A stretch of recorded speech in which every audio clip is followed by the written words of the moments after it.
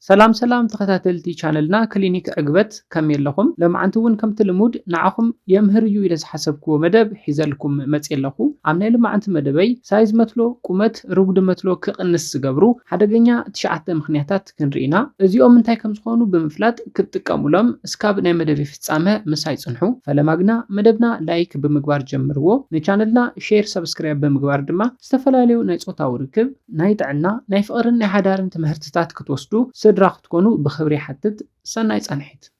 فلما نورمال نايمتلو سايز كندي كم زخونه خنري نورمال ويدما ما اخلو ايمتلو ابز دقسلو غزا مالتيو 8.8 سنتيمتر يو دو كبل دما كاب 13 اسكاب 14 سنتيمتر يو رغدو دما 12.3 سنتيمتر دو كبل انتلو سلازي كاب 8.8 سنتيمتر اسكاب 16 سنتيمتر نورمال كم زخونه كتفلطو لكم نزي زحبر لكم زلخو دما حدا دق تبعتيو نورمال ويدما ما اخلو ايمتلو حيزكم سلاتچنقيو ناتي اشتايو እንዳበልኩም ስለተጭነቁ እዩ ግና ኖርማል ሳይዝ መትሎ ዝነበረኩም ደቅ ተባዕትዮ ብግዘ ቁመቱ እንዳቀነሰ ዝመጸሉ ምክንያታት አለው ብዙሓት ምክንያታት ናይ መትሎ ቁመት ከቀንሱ ይኽእሉ እዮም እዚ ድማ ፔኒያል ሽሪንኬጅ ንብሎ ተሻዓተ ዝኾኑ ምክንያታት ክንርኢ እቲ ቀዳማይ ምጭንናቅ ወይ ድማ ስትረስ እዩ ብፍላይ ክሮኒክ አንዛይቲ ዘለኩም ንነዊሕ ግዘ ትጭነቁ ደቅ ተባዕትዮ እንተኮይንኩም ሰራውር ደምኩም ዘቀንሱ ኬሚካላት ኣብ ሰውነትኩም ይፍልፍል እዞም ኬሚካላት ድማ ኣብ ሰውነትና እንትውስኹ ናመትሎ ዝበጽሕ በዝሕ ደም ይቅንስ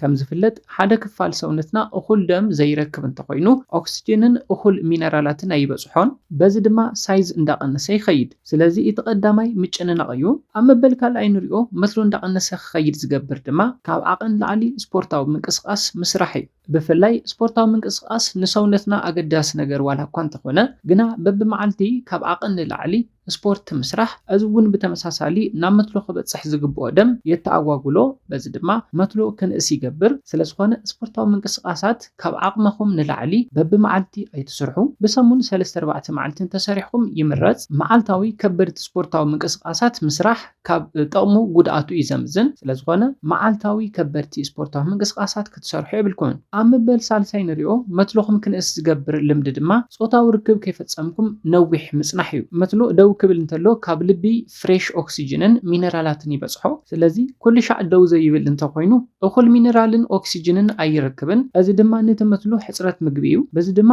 መትሎ እንዳናኣሰ ክመጽ ይገብር ስለዝኾነ ንነዊሕ ግዜ ጾታዊ ርክብ ከይፈጸምኩም እንተጸኒሕኩም መትሎኹም እንዳቀነሰ ይመጽእ ንኣብነት ጨዋዳታትና ስፖርት ክንሰርሕ እንተለና ክውስኽ ይኽእል መትሎውን ጨዋዳ ስለዘለዎ እኹል ደም እንተበጽሕዎ ምግብታቱ ስለዝረክብ ሳይዙ ይውስኽ እዩ በተጻራሪኡ ድማ እንዳቀነሰ ክመጽእ ይገብር ኣብ መበል ራብዓይ ንሪኦ መስሎ ድሕሪ ግዜ እንዳቀነሰ ንኽመጽእ ዝገብር ድማ ብሰንኪ ፕሮስቴት ካንሰር እዩ ብፕሮስቴት ካንሰር ዝተጠቅዑ ደቂ ተባዕትዮ ብሰርጀሪ እንትወጽሎም 70% ዝኾኑ መትሎኦም ክቅንስ ይኽእል ግና ድሕሪ 1 ዓመት እንዳተመሓየሸ ይመጽእ እዩ ኣብ መበል 5 ንሪኦ መትሎ ክቅንስ ዝገብር ድማ መትሎ በሰላ ይውጽእ እዚ በሰላ ድማ እቲ መትሎ ክጎብጥ ክንእስ ዝገብር እዩ ኣብ መበል 6 ንሪኦ መትሎ ክንእስ ዝገብር ልምዲ ድማ ዕድመ እዩ ዕድመ እንዳደፈአ ብዝኸደ ቁጽሪ ልክዕ ከም ካሊእ ክፋል ሰውነትና ናብ መትሎና ዝበጽሕ ደም ይቅንስ እዩ ምክንያቱ ድማ ሰራውር ደምና ብሙሉእ ዓቅሞም ደም ናይ ምዝዋር ዓቅሞም ይደክም እዩ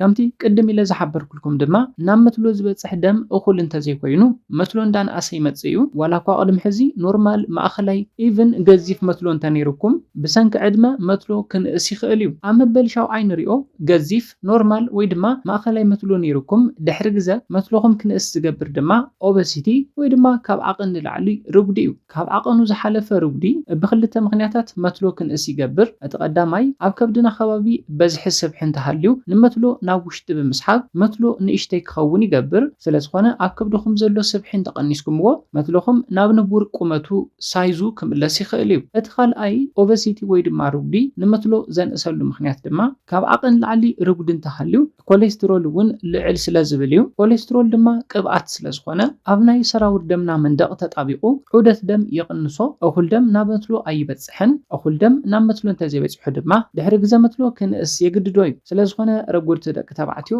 ብስፖርታዊ ምንቅስቃሳት በመጋግባ ርጉድኹም ግድን ክትቀንስዎ ፈትኑ ርጉድኹም ብምቅናስ መትሎኹም ናብ ዝነበሮ ክትመልስዎ ትኽእሉ ኢኹም ኣብ መበል 8 ንሪኦ ንመትሎ ድሕሪ ግዜ ክቅንስ ዝገብር ድማ ድረግ እዮም ሓደ ሪክሬሽናል ድረጋት ከምኒ ማርዋና ኮኬን አንፊታሚን ዝተባሃሉ ዝተባሃሉ ደረጋት ናብ መትሎ ክበጽሕ ዝግብኦ ደም ይቕንስዎ ናብ መትሎ እኹል ደም ተዘይበጽሑ ድማ ከም ተቀድም ኢለ ዝሓበርክዎ መትሎ ድሕሪ ግዜ እንዳነኣሰ ይኸይድ እዩ ኣብ መበል ታሽዓይን ናይ መወዳእታ ንሪኦ መትሎ ክንእስ ዝገብር ድማ ሽጋራ እዩ ሽጋራ እውን ኒኮቲን ስለ ዘለዎ ቅድም ኢለ ከም ዝሓበርኩልኩም ደረጋት ናብ መትሎ ክበጽሕ ዝግብኦ ደም ይቕንሶ መትሎ ድሕሪ ግዜ ድማ ክቕንስ ዝገብር እዩ ስለዝኾነ ነዚኦም እውን ብምቕናስ መትሎኹም ከይንእስ ክትገብሩ ትኽእሉ ኢኹም ነዞም 9 ኣገደስቲ ንመትሎ ዘቐንሱ ነገራት ሰመራይዝ ንምግባር ድማ ብቐዳማይ ደረጃ ሪእናዩ ዝነበርና ንመትሎ ዘቐንስዎ ምኽንያት ምጭናቕ ወይ ድማ ስትረስ እዩ ብፍላይ ብጣዕሚ ትጨናነቑ ደቂ ተባዕትዮ መትሎኹም ድሕሪ ግዜ እንዳቐነሰ ከም ዝኸይድ ብምፍላጥ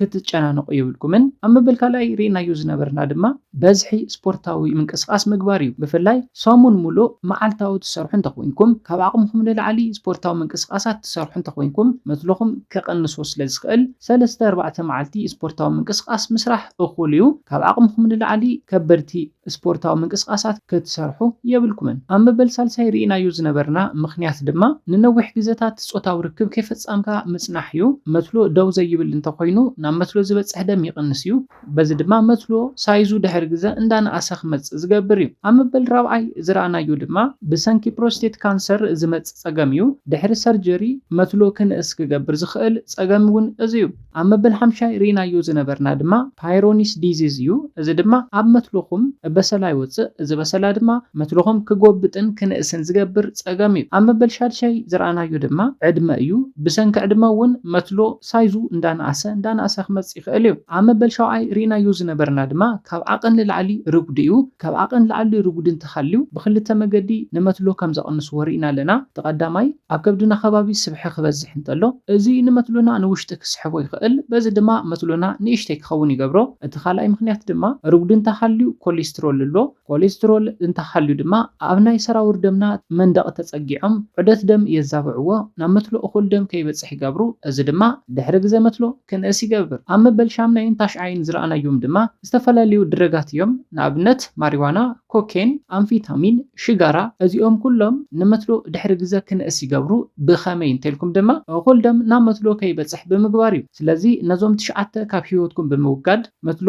መትሎኹም ሳይዙ ከምኡ ኢሉ ክቕጽል ብምግባር ናይ ጾታዊ ርክብ ዕግበትኩም ከተወስኹ ኣለኩም እንዳበልኩ መደበይ በዚ ክዛዝም መደብና ናብ ብዙሓት ሰባት ክበጽሕ ንመደብና ላይክ ሼር ሰብስክራይብ ምግባርኩም ከይርሳዕ ንቻነልና ላይክ ሼር ሰብስክራይብ ብምግባር ዝተፈላለዩ ናይ ጾታዊ ርክብ ናይ ጥዕና ከምኡ እውን ናይ ሓዳርን ናይ ፍቕርን ትምህርትታት ክትወስዱ ስድራኹኑና ብኻሊእ መሃራይ መደብ ስካብ ድራኸብ ሰላምን ጥዕናን ንኹላትና ይቐኒለይ